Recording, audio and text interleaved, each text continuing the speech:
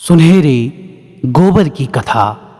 मित्रजनों, स्वागत है आपका हमारे इस YouTube चैनल हिंदू ज्ञान गंगा में। आइए आपको मैं एक कहानी सुनाने जा रहा हूं। इस कहानी का शीर्षक है सुनहरे गोबर की कथा। यह कहानी आपने यदि अंत तक सुन ली तो आपके जीवन में एक बड़ा बदलाव होगा। बंधुओं, चलिए कहानी की शुरुआत करते हैं। एक बार की बात है, किसी शहर में एक बड़े से पेड़ के नीचे एक पक्षी रहता था।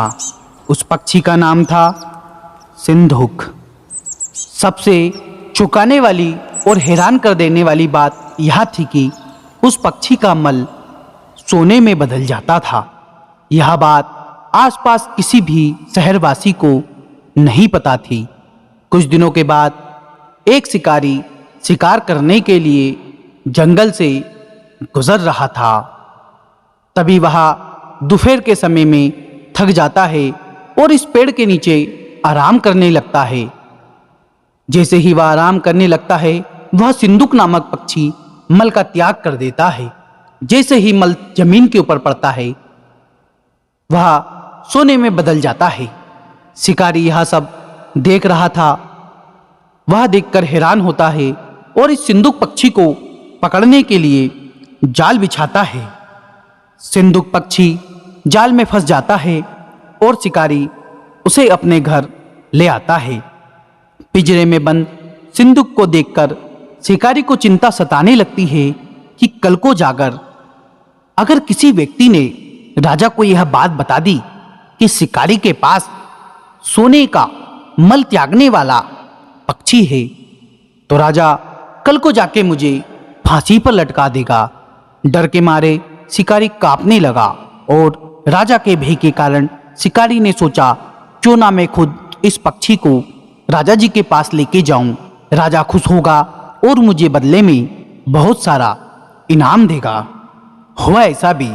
अगले दिन सुबह वह शिकारी उस सिंधुक नामक पक्षी को राजा के दरबार में गया और राजा को पूरी बात उसने बता दी। राजा जी, ये पक्षी मेरे पास एक अनमोल पक्षी है, जो हकता है तो वह सोने का बन जाता है। राजा ने शिकारी की पूरी बात ध्यान से सुनी और इस सिंधुक पक्षी को सावधानी से रखने के लिए कहा। राजा की पूरी बात सुनकर मंत्री सभा में खड़ा हुआ और बोला, राजा जी, आप भी क्या इस बेवकूफ की बातों में आ रहे हैं? क्या कभी भला ऐसा हो सकता है कि कोई पक्षी मल करे और वो सोने में बदल जाए? चूंकि राजा मंत्री को अपना सलाहकार भी मानता था, राजा ने सोचा कि शायद मंत्री सही कह रहे हैं, ये शिकारी ही मुझे बेवकूफ बनाता है। राजा ने शिकारी को जेल में डालने के लिए सजा सुनाई और इस पक्षी को आजाद करने के लिए आदेश दिया।